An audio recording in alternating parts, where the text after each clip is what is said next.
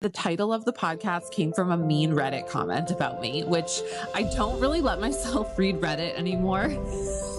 But I was on Reddit and I was reading this person who basically was like, I don't like Meredith Lynch. It's like, take a number. I mean, like, I've been hearing that since kindergarten.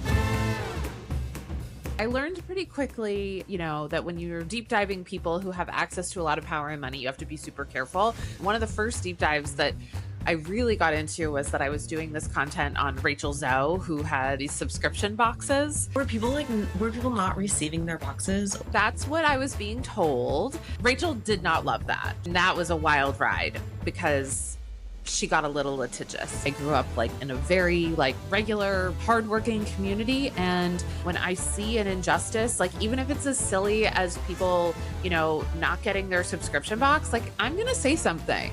When you stand for something, inevitably, other people will be like, well, you aren't standing for me. You're against me. I can be a lot more free on stage. People take things so seriously on social media. For example, I made a joke the other day about the fact that the town that I'm from has 13 Dunkin' Donuts. And then I posted a little clip of it online and someone wrote in and was like, so this is something you're proud of? It's actually shameful. Shameful? Excuse me, our country runs on Dunkin'. One of the things that's really challenging for people when they consume content on social media is to realize that people are multifaceted.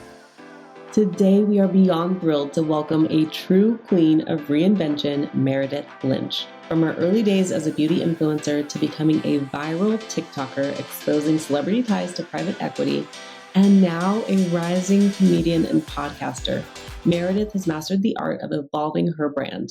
She's named one of the 4 best tea accounts by Business Insider. You know we love the tea. And her sharp insights have been featured in Rolling Stone, Entertainment Tonight, and the LA Times. So today we're talking to her about this evolution, dealing with online haters, and her new podcast, Oddly Specific, where she blends her love for calling out the truth with her undeniable talent for comedy. So get ready for some real talk with the one and only Meredith Lynch. So thank you, Meredith, for hopping on with us here today. Our clever crew knows that Candace and I have each of our own past lives. We have reinvented ourselves many times over, and you actually started off as a content creator in the beauty space. I would love to know how that got you to where you are now. Take us through that journey because we all have past lives and we'd love to hear about yours. Yeah. So I am from Boston originally, and I moved to LA about 4 years ago, and I moved during the height of COVID. So It was December of 2020 when I moved, and I really didn't know anyone out here. I was with my husband, and I had started this new job that was based in LA, but I was working remotely. So I'm just going to say it. I was really lonely and really bored. And so I've always been someone who likes social media, but I made a video on social media and it was a makeup video. And it kind of in hindsight, it really didn't go that viral, but it felt to me that it went very viral. Virality is relative, right? Right. Exactly. So anyway, I've always loved makeup. I was always a kid who wanted $10 to go to CVS and buy a lip smackers or whatever. But for me, I started making these videos where I would go and try some drugstore products and try, the higher end stuff and work with what I had. And I really enjoyed it. And I was, getting some paid partnerships and I was getting a lot of products sent to me. And then I sort of had this aha moment where I was like, I am not an expert on this. I definitely know a little bit about what I'm talking about, but there are so many people who are makeup artists, are estheticians, are dermatologists. They have a better sense of this. And I started to think about what do I actually know? And that is pop culture. So I started to transition away from the makeup content to more of the pop culture content because it was really about what do I actually have knowledge in? What am I actually passionate about? I love the pop culture angle because that's something where I'm not as strong, but Candace will always be like, so there's this trend on TikTok called Lucky Girl Syndrome, and we're going to do an episode about it. Or J-Lo's non-alcoholic or alcoholic brand launch. Candace is the pop culture resident of the two of us, right, Candace? Yeah, I try to be, but not at Meredith's level at all. So I'll let her talk about pop culture, but I like to bring it in when I can, when it's relevant to what we're talking about. because I'm a fan. I love social media. I love watching content. I love seeing how brands work and how brands grow. And if there's ever a chance for me to talk about something that's going on right now, then I want to grab that. But what I love that you said was that you kind of just started with something you knew you were interested in, which was beauty, right? You're the girl who wanted to buy those lip smackers. Me too. I love that you just started, and then in the journey, you figured it out. And maybe you're still figuring it out, right? And I work with so many clients who are just afraid to start because they don't know what the end is going to look like. And the truth is, none of us know what the end is going to look like. So I like to just share that messy part.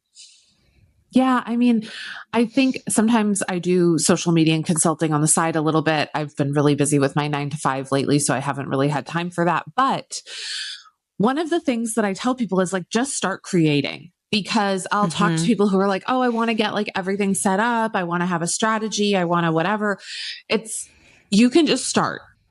I want to have a studio and I need a microphone and I need to like get something on my walls for the sound. And it's just like, you're not there yet, hun, and it's okay. Just be where you are.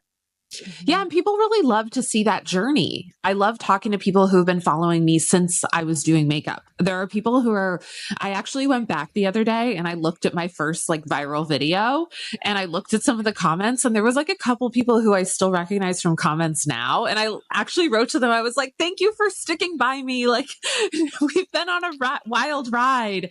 And so, it's that evolution, and the internet is constantly evolving too. The TikTok that I joined or started creating on in 2021 is not the TikTok that exists now. So when you go into it with this idea of like, this is who I'm going to be, this is what I'm going to share on there, that might not be what the app wants from you.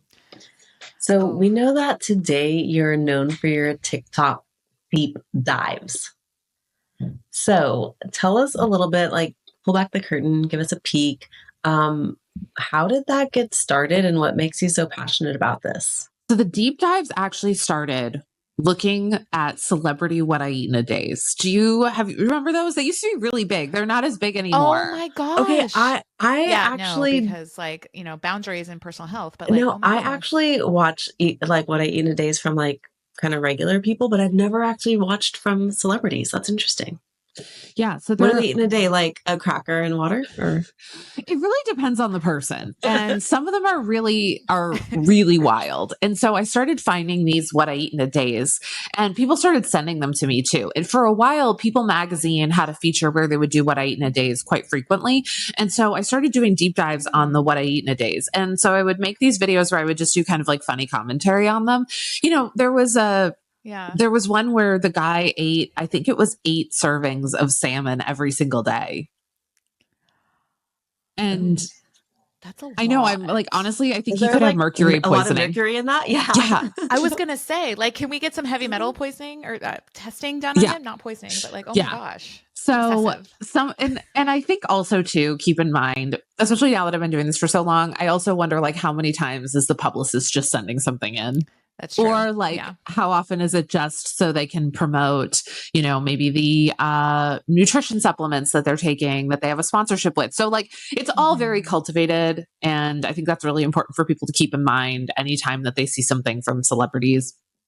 So I started doing those, and from those started getting more into the deep dives, because from that people were starting to like send me sort of things. And one of the first deep dives that I really got into was that I was doing this content on Rachel Zoe, who had at the time, she still has them, these subscription boxes where, those used to be very popular, like the Stitch Fix and the Birchbox and FabFitFun. And I mean, they still exist. And so I started to do a deep dive on Rachel's, and that was really my first big deep dive kickoff, because someone had asked me to do her what I eat in a day and I couldn't find it.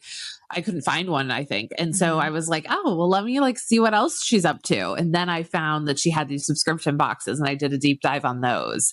And that was a wild ride, because she got a little litigious. But I think were people not receiving their boxes or not receiving what they said? Yeah. Well, so I think I remember that. That's what I was being told.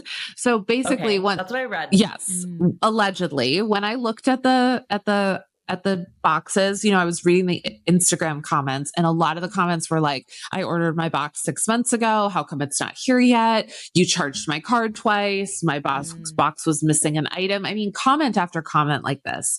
And so what I started doing is I started showing the comments and being like, this is crazy that like people are saying they're not getting it.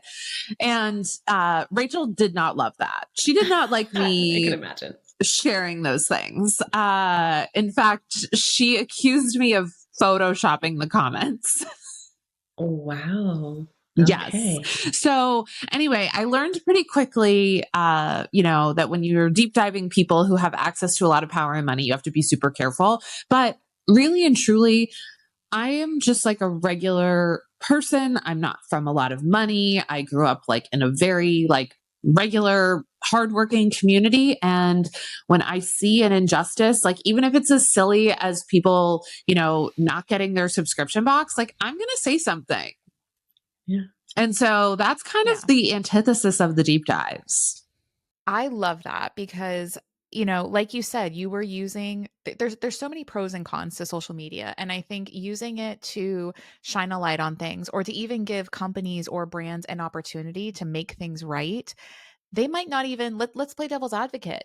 Rachel Zoe or whoever it is, or might not have even known that was happening because of all the things that she and her organization or who brands have going on, right? Like Candace and I have learned working with companies and teams of like various sizes, there's things that slip through the cracks. So like even playing devil's advocate, at least you're bringing it to light. And I love like defending those or using your platform to help others like solve problems and meet those needs.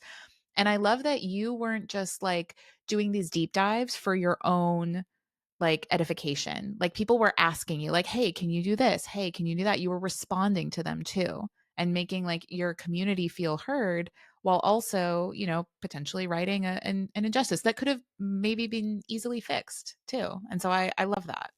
I will say it seems like things have gotten better over at her subscription box company, but we love that. I do still see like as recently as like a month ago, I still saw comments that were like, where's the box? Like, so, I think I was onto something there, but yeah, you're right. Like a lot of these big companies might not necessarily know what is happening. I had an incident once with like PR that was sent to me via a third party. And then the third party got really like out of hand with like asking me for feedback on the product, and they had sent me the wrong product. So anyway, that was like a whole other thing, but I ended up connecting with the company itself and they had no idea. Like I showed them the emails that I had been getting from this third company of like, they're like, essentially like they asked to send me something. They sent me the wrong thing. And then when they sent me the wrong thing, they just kept being like, well, try it anyways. And then tell us what we think. And I was like, I know, but I didn't ask for this. So, right. And so anyway, then I ended up connecting with the company directly and they were great. And they were just like, we had like, this is so inappropriate. We had no idea that this is how our brand was being represented by this agency. So yeah, that's a great point. I love that this is one way that you share your values, because a lot of times Kat and I work with clients and we talk about how important it is to know your values, understand, what you want to portray and what you want your audience to know about you. And it sounds like you're really rooted in your values, which is why it matters for you to share these stories. And I think sometimes people have a hard time like drawing the line, like, well, how do I share my values? Do I have to say like, I believe in justice? You don't have to say it like that, but you can show it by the conversations that you have and the topics that you bring up and the people you choose to highlight. And so I really love that comes through in what you're doing. Thank you. And so you brought up something too, and Candace, when you were talking about how knowing your values and sharing them and acting on them, when you do that, when you stand for something, inevitably, other people will be like, well, you aren't standing for me. You're against me. If you're standing here, you're not standing with me. And so like Candace and I have had those situations pop up where like sometimes people will kind of project in the comments, or the haters will pop up, or the trolls, or I think somebody, this is my favorite example of this, and I'd love to hear your thoughts on it too, Meredith. Like somebody commented on one of Candace's viral reels. It was a clip of her speaking about Kylie Jenner being the face of her personal brand, and he was like, well, I hope dinner's still on the table with all these motivational speeches.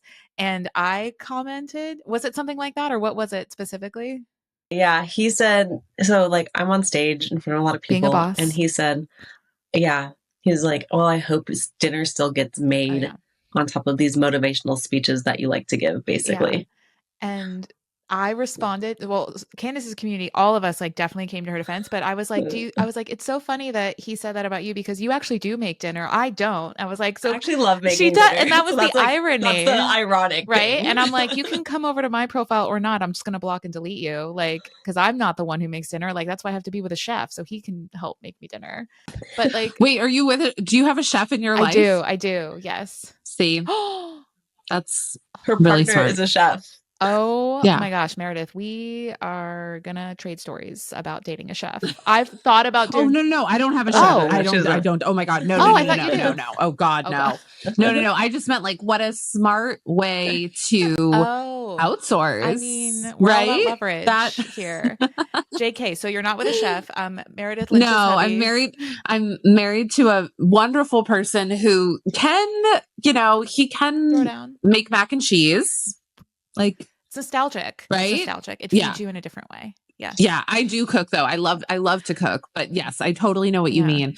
But I think one of the things that's really challenging for people when they consume content on social media, and I'm guilty of this as well, is to realize that people are multifaceted. So when we see a video of someone, for the sake of our brain, we make a snap judgment about them, whether it's right or wrong.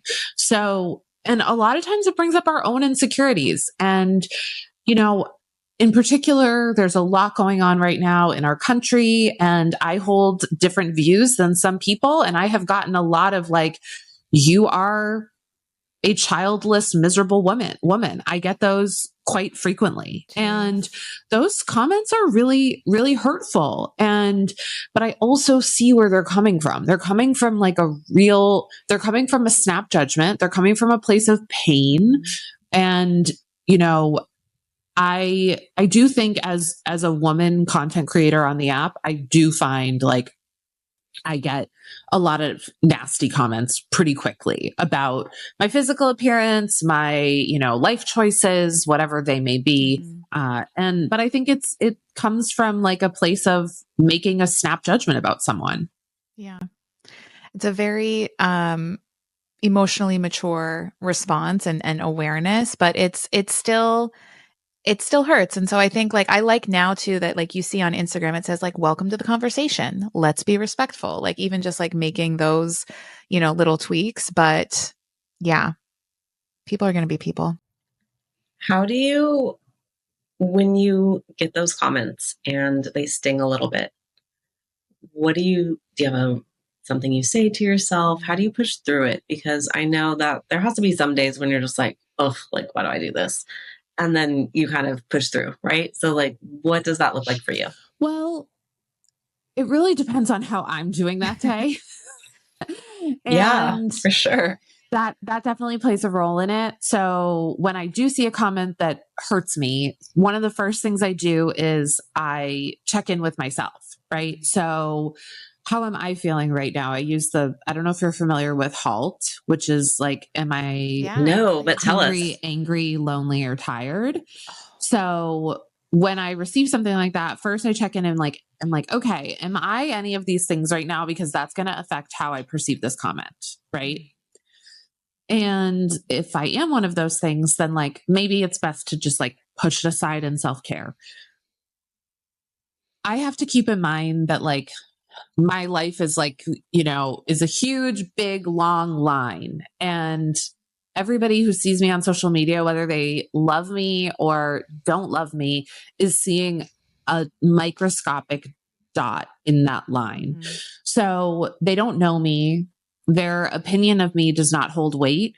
I will say like, yeah, sometimes it hurts. Like some of the comments that I've gotten have been like deep. I mean, I've had people send me things that like are deeply hurtful. Like I made a joke a few weeks ago about someone wearing tanning goggles in a tanning bed, that someone might be running for president right now. But that's a joke. Yeah. Like, and that's, I mean, like that's, you know, and and it was part of a comedy set that I'd done. And the full set, I make fun of Joe Biden and then I make fun of Trump. So it wasn't like, oh, I was just like doing this set that just makes fun of Trump. I was making fun of both of them. And so I got a comment that was like, if this woman wants to comment on Trump's appearance, she needs to lose 50 pounds first.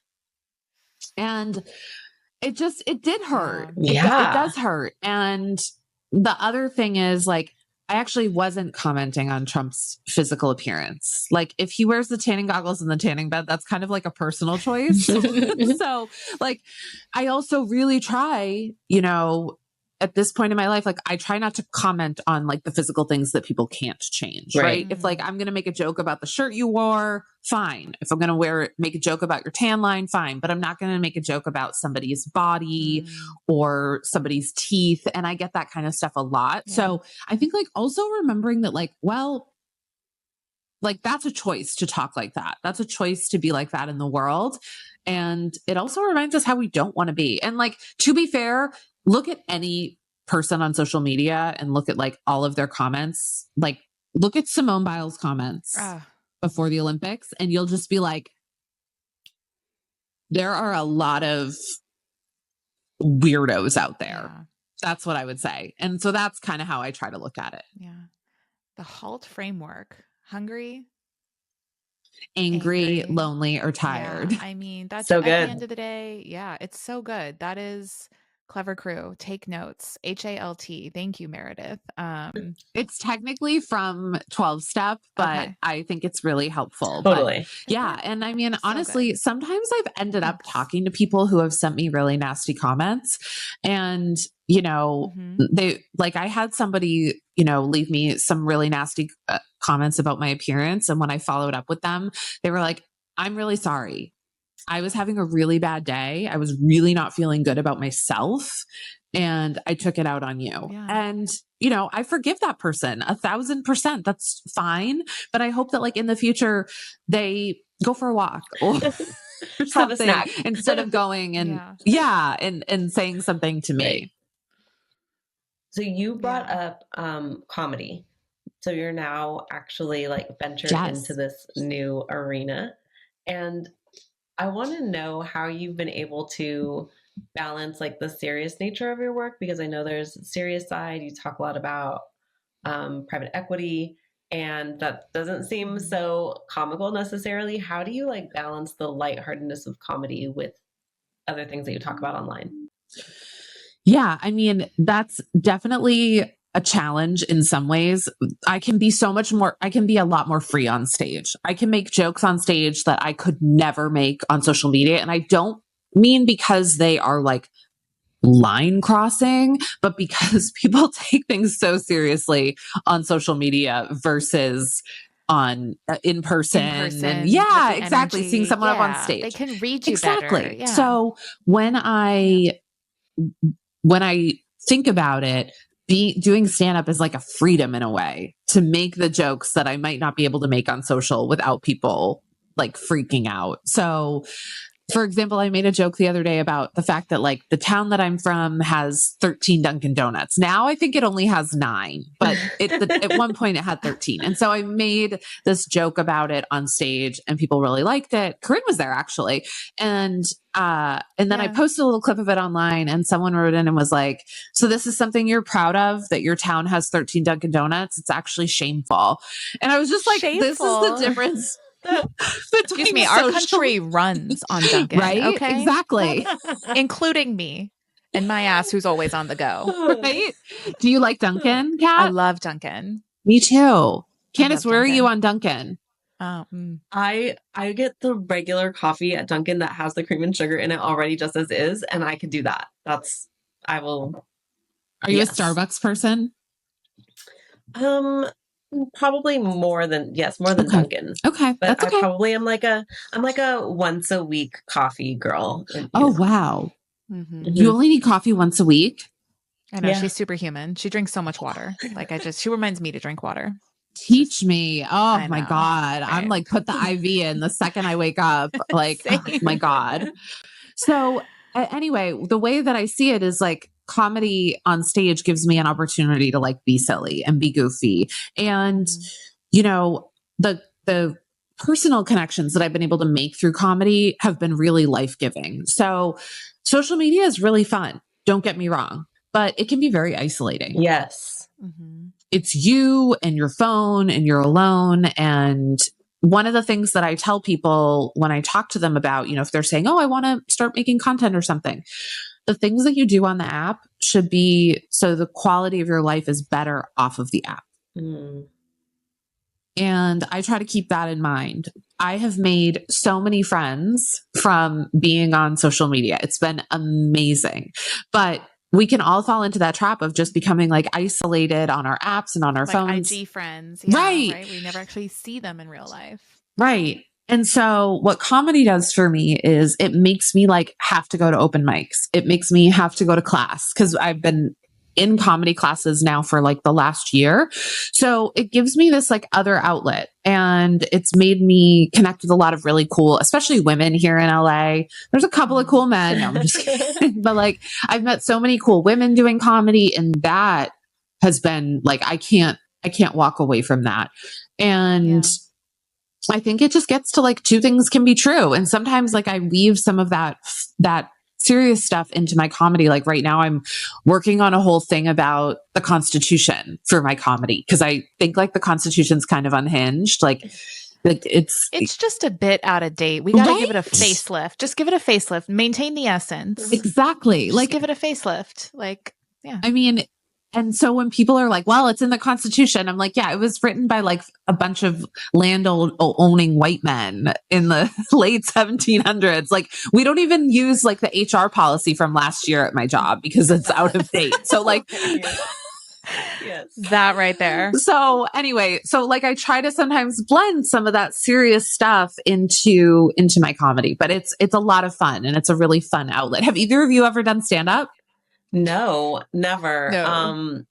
But I've been talking to my husband about taking an improv class with me. Like, come on, just take an improv class with me. Yeah, I think it would be great because Kat and I are Kat and I are on stage a lot.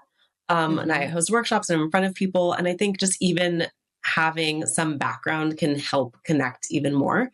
Even if it's not like I do stand up, right? But I think it would still be really beneficial. Yeah, improv, I've been told, I haven't taken improv yet. But improv is really great, I've heard, for people who are working in the podcast space because you guys are pros, clearly, but it's really great for you to be able to like pivot in the moment. And I'm sure like on stage things happen. And so improv I've heard I don't know if you follow Francesca Ramsey, but she's fantastic. And she was actually, she was the one who told me I should take a stand-up class like a year and change ago. Yes. Like on an TikTok live, we were just talking and, you know, someone was like, oh, have you ever tried stand-up? And she was like, you should take a class. And so that's sort of, you know, and that's what I mean, where the app can provide like these aha moments of ways that your life, you know, might never go. So, but she has said to people, I've heard her say that if you're going to do a podcast or you want to get into some type of interviewing or journalism, that improv is a great class. All right. Putting it on my to-do list for real this time. Thank you. Okay. Done. It's cosign. Yeah. Especially if Dom's listening to this episode, he's going to be like, the facts, we're signing up. So Meredith, you've mentioned your 9 to 5. You mentioned you do social media consulting. We love a good side hustle. And then now you're getting into stand up. Like, how would you, and so you're balancing all of this and you've pivoted and you've grown and changed. Like for those in the Clever Crew who are listening in and maybe they're considering a career pivot or reinventing themselves, what advice, like what would be the most useful advice that you would want to give to them listening in? First of all, never underestimate the power of getting outside. And because this, like when you're thinking about these changes in your life, they can feel really overwhelming. And I can get very caught in my head and like, I'm like, oh my God, why hasn't this happened for me? Why hasn't that happened? But like, if you can get outside, spend some time in nature, reframe yourself for a minute, just like even for 15 minutes, it can be a game changer in those moments. Because I think when you're thinking about these things, you tend to get like bogged down in the weeds, right? I would also recommend free writing. So that's something that they recommend to a lot of comedians. And that's just like wake up in the morning and write for 15 minutes, just like whatever's on your mind, whatever's on your heart, just like pour it out on the page and see what comes out of that. I think the last thing that I would say is to remember that life is short, but it's also long. So if you're feeling like, oh, it's too late for me to try this thing, or, everyone's going to judge me if I do it, silence that.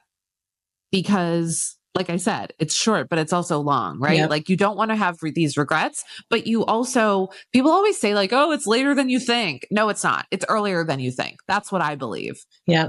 I really do. You can, like, you don't have to have it all figured out. If you want to start a social media account, if you want to, career pivot, and also like recognizing there's a lot of effing privilege in that. Yeah. Like, it's not that easy. Like, so if that's something you're even thinking about and it feels daunting and it feels scary, that's also okay. Like, just for context, I have been doing this social media thing since 2021, and I'm still trying to figure out where I'm at. Like, I still don't exactly know my path. I still try things and fail miserably at them on there. I still, there's been so many like almosts and maybes, and you just can't let yourself get deterred by those. And that happens, especially if you're someone who's thinking about the content world. You're going to get so many like, oh, this thing might happen. And then it doesn't, but you just have to pick up and keep going. Yeah, I love that. No, I love your advice. I think it's great. It's spot on. And I just shared a reel today actually about two of my clients who are in their 50s, because it's been driving me insane that people are like, I'm too old, or like, no one's going to watch me. No one's going to care about me. And I have just two clients recently who really crushed it, and they started making content in their 50s. So I shared their stories just to get people to be like, it doesn't matter how old you are. It just matters that you have something to say, and that you have your own unique perspective, and you have value to add. And so I love that you shared that right now. But also, you have something that you just launched recently, which is your podcast, Oddly Specific, which I love that name, actually. Seriously. When we heard it, it's like, oh, it's such a perfect name. But tell us, what is Oddly Specific about? And then what made you want to go this podcasting route?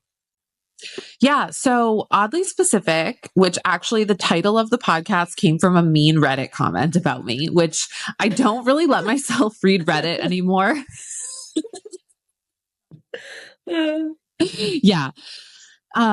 But I was on Reddit and I was reading this person who basically was like, I don't like Meredith Lynch. It's like, take a number. I mean, like, I've been hearing that since kindergarten. Like, not everybody's going to like me. Like, when people write in, they tell me like, oh, I don't like you. I'm like, okay, that's cool. You're not going to like everybody.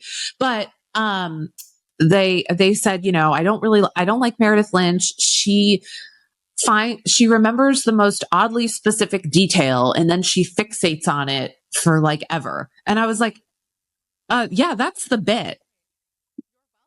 That's the cool thing, right? So that's where the genesis of the name came from. And what we're doing on there is we're looking at private equity, which is something that I'm really passionate about. It's one of the things that I think this country needs to be paying more attention to. And I won't like drag you down in the details, but it's really just, it's making the wealth gap a lot wider in this country. And I believe that the wealth gap is one of the biggest problems that we have.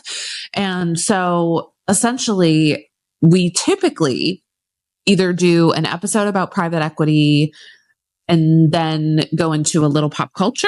But sometimes we'll do a private equity episode and then we'll do a pop culture episode. So it's this sort of blending of the private equity piece and the pop culture piece, because like I said, everybody contains multitudes. And, I've had people tell me, well, I wish there was more pop culture. I wish there was more private equity.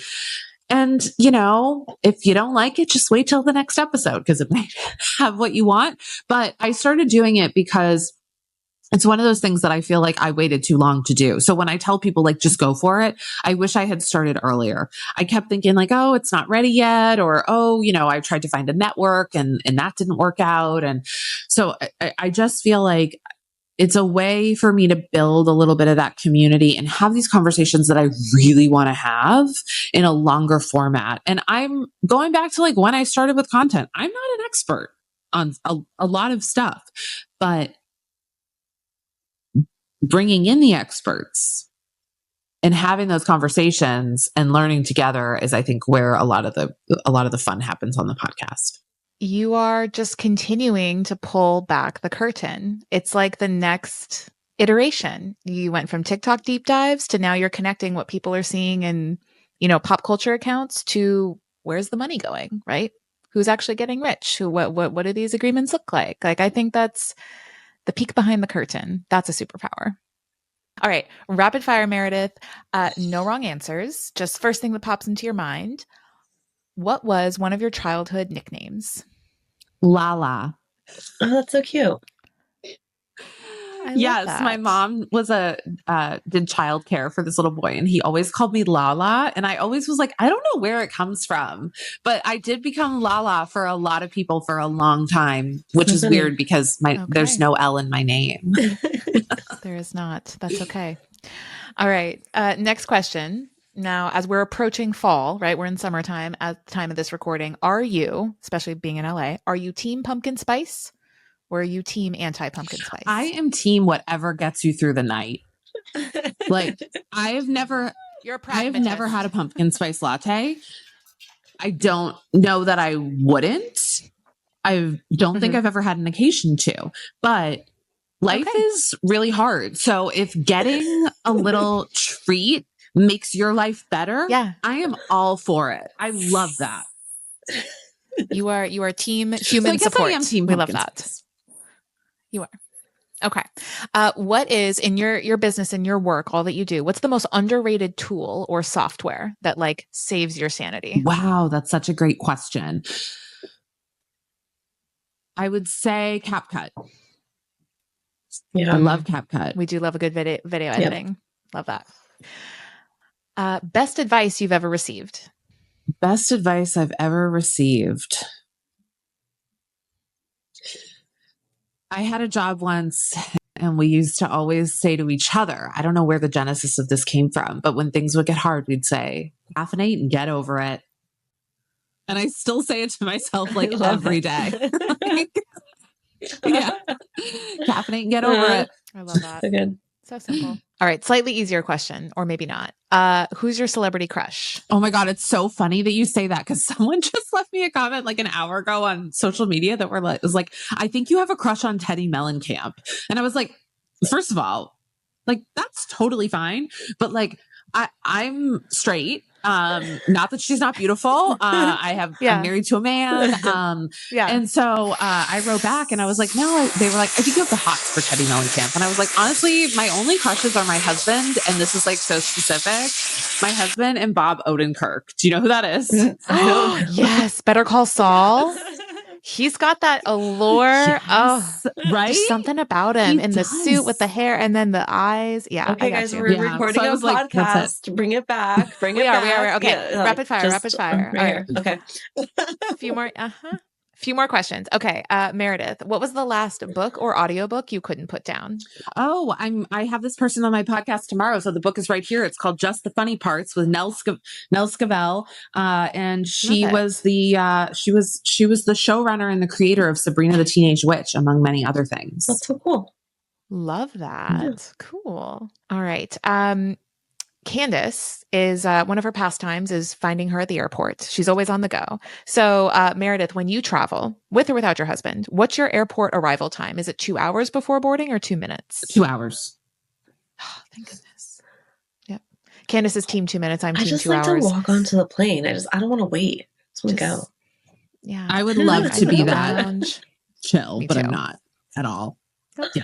Nope. I just believe that everything always works out for me. So that's why I'm chill. I love that. I believe that nothing is going to work out for me. So I'm going to be there. Like I would be there the night before if I could. If they allow it. Okay. Another thing about me, I love all things astrology. And so 2-part question. One, do you know your sign? And if not, what's your birthday? So I do know my sign. I know I'm a Sagittarius and I'm not an astrology girly, which is such an LA embarrassment.